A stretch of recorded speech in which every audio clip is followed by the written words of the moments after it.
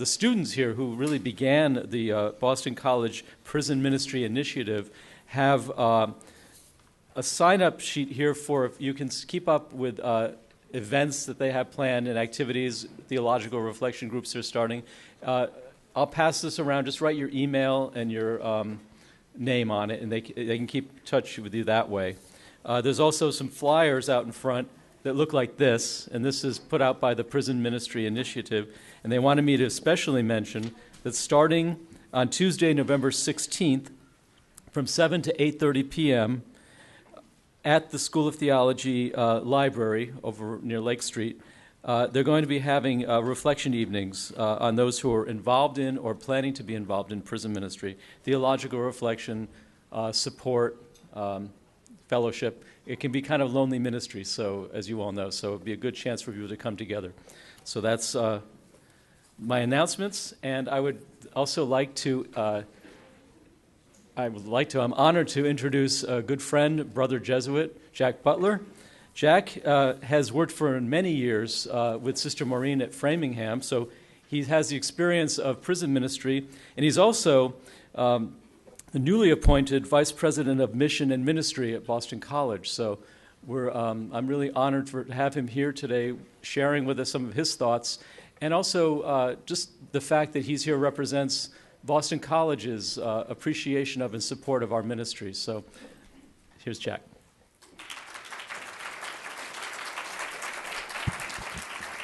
Well, thank you for letting me come and just have a few moments of your time. You're going to break down into small groups after this and have a discussion about prison ministry and about the vocation of the laity.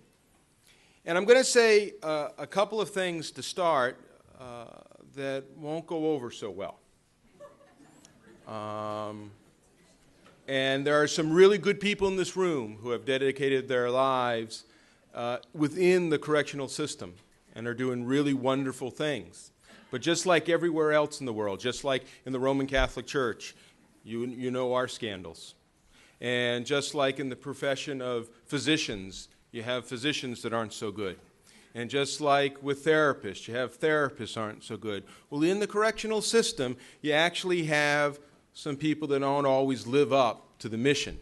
You have people that don't always live by what we hope it would be. And I'm going to start off with a story that had a profound effect upon me, and it was in an interchange with a correctional officer that changed how I understand prison ministry, but it won't be a nice reflection on that particular officer. So I don't want you to draw a conclusion that I'm talking about correctional officers. This was one particular instance with one particular officer, and it set the stage for how I understand prison ministry and why I think it's essentially the vocation of the laity.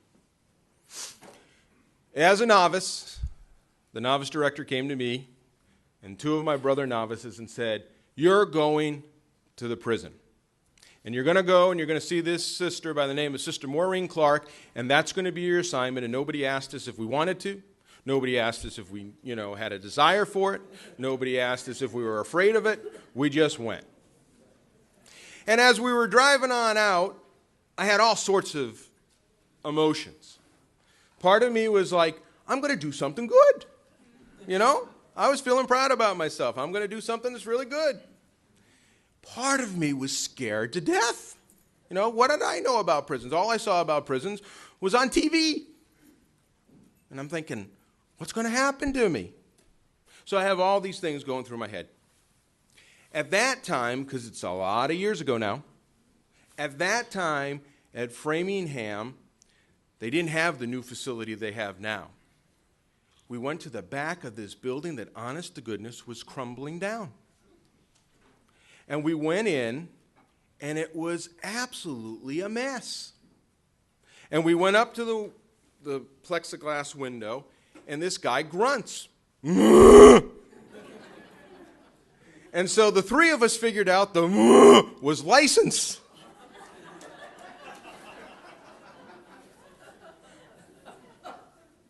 So we gave him the license.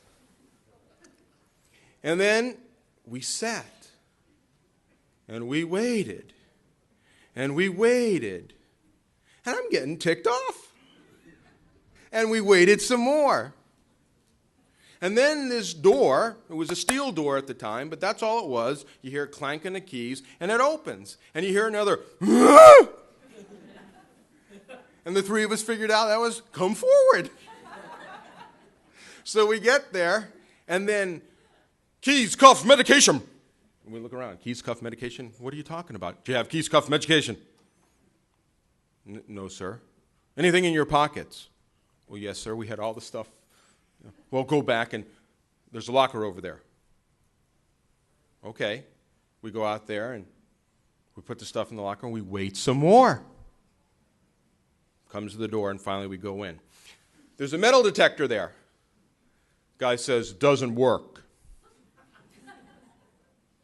We have to wand you. Okay. Except the wand doesn't work.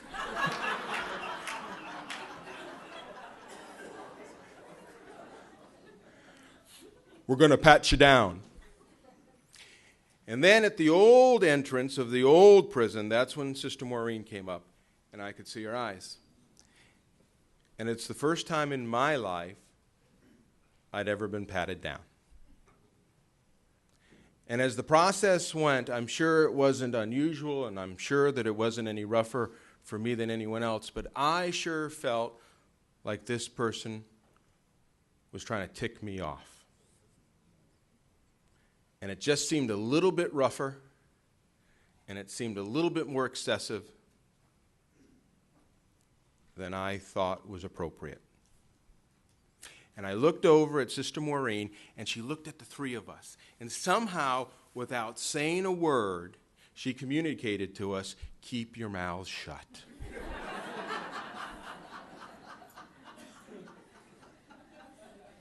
Because I wanted to say something.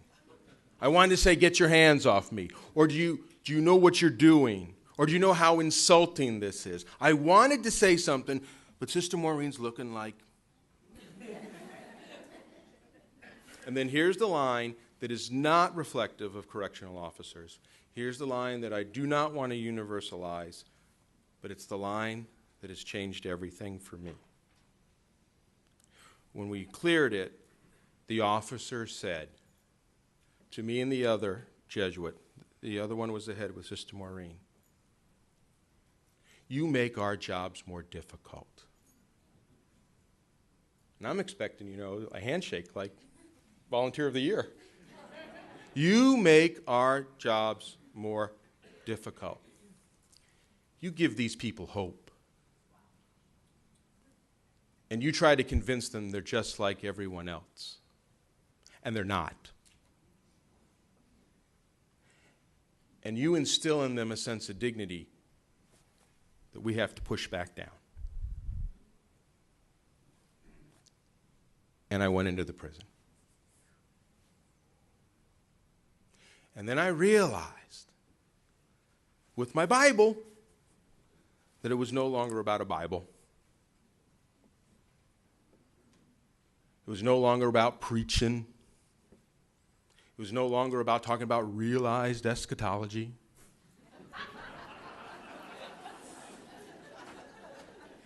I'm sure John McDarr talked about that, no?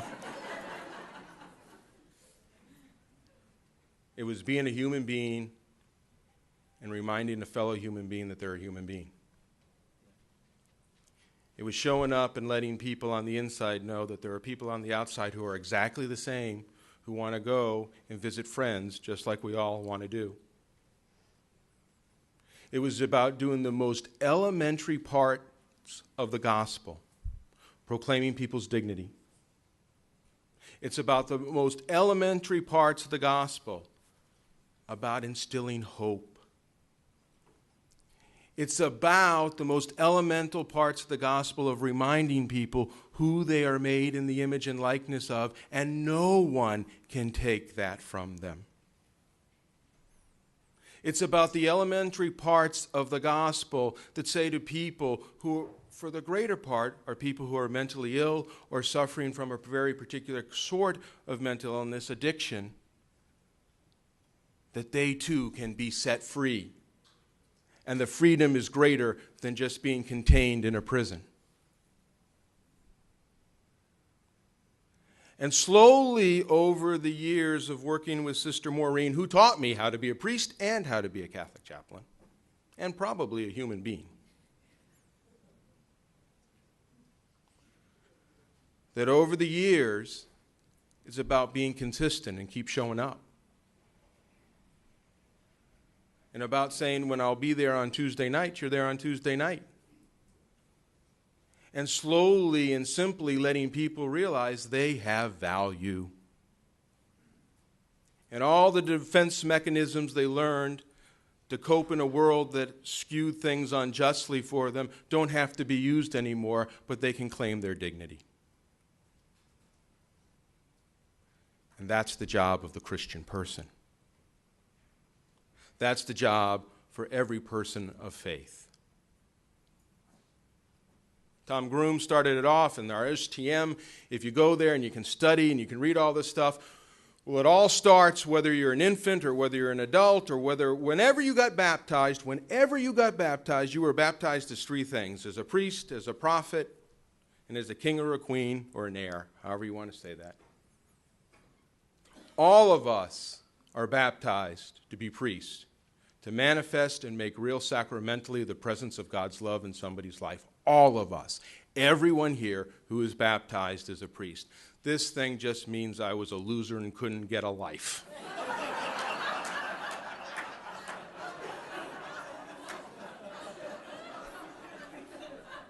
All of us here are priests. And in the encounter with those who are on the margins, we remind them who they are and their worth and their dignity.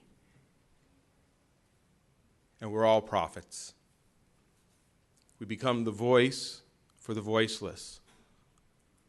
Why is there only one women's prison in the state of Massachusetts that has 800 women in there now, and it wasn't built for 800? Why are there more minorities in prison than people that look like me? Why are more people in prison who are there without educations or come from lower economic status? The prophets raise those questions to our politicians. The prophets become the voice of the voiceless. The prophets are the people who are outside the walls, who remind the rest of the world that there are brothers and sisters in places that we don't want to go, who are afraid and lonely, and maybe we should visit. And then there's those of us, the laity, who go in and remind people we're all heirs of the kingdom of God. We're all heirs of the kingdom of God. Nobody's excluded. The robber, the rapist, the murderer, those who we want to say are different than we are, the kingdom of God says no. There are many mansions. There are many rooms. Forgiveness is forever and free. Reconciliation is a possibility, and all have a place at the kingdom of God. And if we start to forget those on the margins, then eventually we'll forget that we're there too. That's the vocation of all of us, the supposed laity, whatever that means. Whatever that means. And then I'll stop so George can go and give you the instructions for the group. But then I found out that the laity and the mission of the laity in prison ministry is something else. The years in and the years out that I went to prison, I started to realize I was being ministered to by the laity. Because they reminded Jack Butler that I have hurt people, and I have robbed them, and I have stolen things. I said today to an earlier class, I'd still be in 12th grade biology class if I didn't sit next to the person next to me and cheat. I did it. Thank God I'm not your physician, because I did it.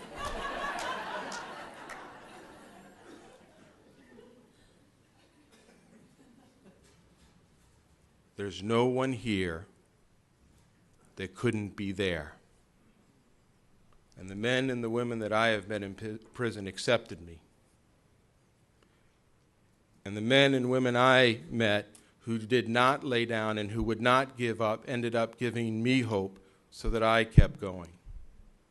And the men and women in prison who said, how can I reconcile with people that don't want to reconcile with me, taught me that the best you can do is be who you are and just keep going and let God pick up the pieces. And the people in prison ended up being the laity who did the ministry to me.